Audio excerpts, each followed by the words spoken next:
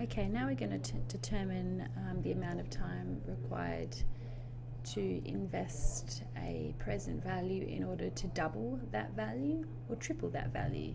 And basically that just requires that you enter relative terms for present value and future value. So if present value should be -1, then future value should be entered as 2 if you want to double it. If present value is -1, then future value should be entered as 3 if you want to triple your investment, your future value. If you want to triple the present value in order to receive 3 times for the present value. If you want to triple the present value in order to receive 3 times the present value as your future value.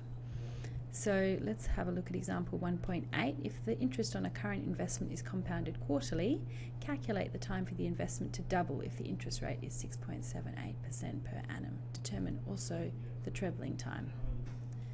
So let's go to our worksheet.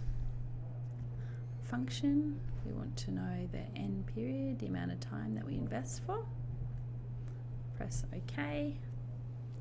Now, the rate in this example is 6.78% compounding quarterly, so that's 4 times a year.